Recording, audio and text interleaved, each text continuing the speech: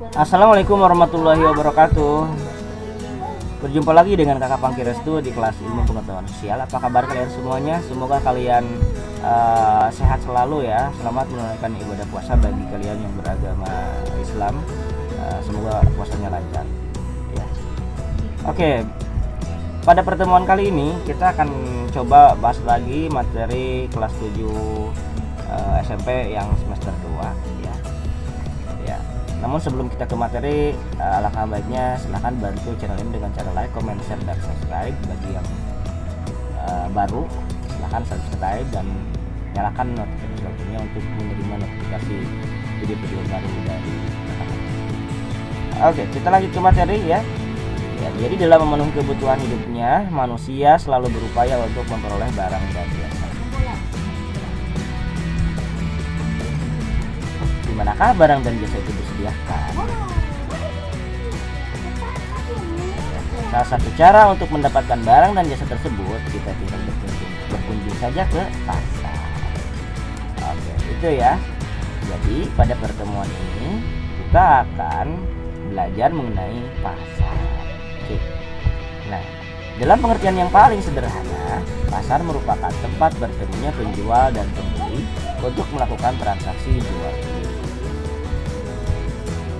Karena kemajuan perkembangan ilmu pengetahuan dan teknologi, transaksi jual beli tidak hanya dilakukan di pasar tradisional saja, namun secara online melalui media. Adapun pengertian pasar secara luas merupakan sarana bertemunya penjual dan pembeli, baik secara langsung maupun tidak langsung, untuk melakukan jual beli atau proses terjadinya interaksi penjual dan pembeli untuk mencapai kesepakatan harga dan jumlah barang atau jasa yang diperjualbelikan. Beberapa unsur penting yang harus dipenuhi dalam membentuk suatu pasar antara lain sebagai berikut. Yang pertama, adanya barang yang diperjualbelikan walaupun hanya berupa sampel atau contoh. Kemudian yang kedua, adanya penjual dan pembeli walau tidak bertemu secara langsung. Yang ketiga, adanya kesepakatan antara penjual dan pembeli. Dan yang terakhir, adanya media komunikasi antara penjual dan pembeli. Pada mulanya pasar terbentuk dalam tingkat lokal karena berkembangnya ilmu pengetahuan dan teknologi serta transportasi. Pasar tidak hanya di tingkat desa, kecamatan, kota ataupun kabupaten, provinsi, nasional, dan bahkan tingkat internasional. Dengan diberlakukannya perdagangan bebas antar negara, maka barang komoditas semakin bertambah, baik dari segi kuantitas maupun kualitas. Ada beberapa fungsi dari macam-macam pasar, antara lain sebagai berikut. Yang pertama, fungsi distribusi. Bagi sahabat yang belum tahu ataupun belum mengerti mengenai kegiatan distribusi, silahkan bisa dicari di video sebelumnya. Fungsi distribusi pasar dimaksud di sini adalah untuk memperlancar distribusi barang dari produsen ke konsumen. Melalui transaksi jual beli, produsen dapat memasarkan barangnya baik secara langsung maupun melalui perantara. Melalui pasar inilah konsumen dapat memperoleh barang yang diinginkan secara mudah dan cepat. Lancarnya distribusi barang dan jasa menunjukkan fungsinya pasar secara baik. Fungsi dari macam pasar yang kedua yaitu fungsi pembentuk harga. Fungsi pembentuk harga, pasar menunjukkan kesepakatan antara harga penjual dan pembeli. Transaksi penjual dan pembeli pada mulanya melakukan tawar-menawar dan akhirnya terjadi kesepakatan harga.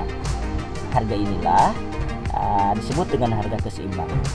Adapun pengertian harga ialah nilai tukar suatu barang yang dinyatakan dengan uang. Harga keseimbangan adalah harga kesepakatan antara penjual dan pembeli setelah penjual dan pembeli melakukan tawar-menawar. Fungsi pasar yang ketiga adalah fungsi promosi. Promosi artinya memperkenalkan hasil produksi kepada masyarakat. Melalui fungsi ini, pasar menjual barang sekaligus memperkenalkan hasil produksinya kepada masyarakat. Barang dagangan biasanya dipajang di tempat yang terlihat oleh konsumen. Nah, dengan memajang barang hasil produksi tersebut diharapkan dapat menarik minat konsumen untuk membeli. Fungsi promosi ini sangat menentukan omset penjualan. apalagi ditunjang dengan kualitas barang yang bagus dan harga yang murah. Nah, itu adalah fungsi dari pasar. Kemudian selanjutnya kita ke macam-macam pasar. Setelah memahami fungsi pasar, mari kita bahas macam-macam pasar. Pasar banyak macamnya dan pada dasarnya pasar dapat dibedakan menurut beberapa kriteria, antara lain sebagai berikut.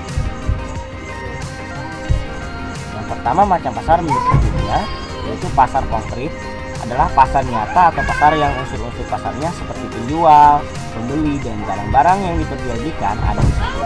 Contoh dari pasar ini yaitu pasar yang setiap hari kita kunjungi untuk membeli barang kebutuhan sehari-hari. Barang yang kita beli dapat langsung kita lihat dan kita pilih. Selain itu, antara penjual dan pembeli langsung melakukan transaksi di pasar tersebut. Kemudian macam pasar menurut wujudnya yang kedua yaitu pasar abstrak, yaitu pasar yang antara penjual dan pembeli dan barang yang diperjualbelikan tidak dapat bertemu langsung di dalam pasar, akan tetapi transaksi dilaksanakan melalui alat komunikasi dan barang yang diperjualbelikan sudah diketahui betul oleh pembeli. Seperti kalau kalian ingin memesan pizza, hanya melalui telepon dan barang akan diantar oleh kurir ke alamat kita. Kemudian yang B, macam pasar menurut jenis barang yang diperdagangkan dibagi menjadi dua. Yang pertama pasar barang konsumsi, yaitu pasar yang memperjualbelikan barang-barang keperluan sehari-hari. Contoh pasar ikan, pasar buah-buahan, dan supermarket atau mall. Yang kedua yaitu pasar barang produksi, yaitu pasar yang menyediakan keperluan faktor-faktor produksi. Contoh pasar ini antara lain pasar tenaga kerja yang merupakan tempat tenaga kerja mencari lapangan pekerjaan dan pasar modal. Oke, selanjutnya yang C, macam pasar menurut luas jaringannya, ya jaringan distribusinya maksudnya ya. Pertama ada pasar setempat atau lokal, yaitu pasar yang digunakan oleh masyarakat di wilayah sekitar dan melibatkan penjual dan pembeli di sekitar daerah tersebut. Bentuk dan jenis barang yang diperdagangkan sangat dipengaruhi oleh lingkungan sosial budaya setempat, seperti pasar Klewer di Solo atau pasar Brengharjo ya di Yogyakarta yang menjual batik hasil daerah tersebut. Kemudian selanjutnya ada pasar menurut luas jaringan distribusinya pasar nasional, yaitu pasar yang cakupan pembelinya dalam wilayah suatu negara. Penjual dan pembeli dari berbagai daerah di wilayah negara tersebut, produk yang dijual dibutuhkan oleh masyarakat di negara tersebut. Selanjutnya ada pasar menurut luas jaringan distribusi, yaitu pasar regional, yaitu pasar yang daerah pemasarannya meliputi beberapa negara yang berada dalam suatu kawasan. Pasar ini biasanya di bawah suatu organisasi yang berada dalam wilayah kawasan tersebut. Dan yang terakhir adalah menurut luas jaringannya itu yaitu pasar internasional, yaitu pasar yang menyediakan komoditas barang dagangan untuk rakyat seluruh dunia. Biasanya komoditi yang dijual merupakan produk-produk yang dibutuhkan oleh seluruh masyarakat. Nah, itulah sahabat bahasan kita mengenai pasar. Semoga kalian mengerti ya dan memahami materi mengenai pasar tersebut. Terima kasih sudah mengikuti pembelajaran ini dari awal sampai akhir. Bantu terus dan dukung terus channel ini dengan cara like, comment, share, dan subscribe di channel YouTube Pangki Restu. Terima kasih, selamat beraktivitas. Billahi taufiq wal hidayah. Assalamualaikum warahmatullahi wabarakatuh.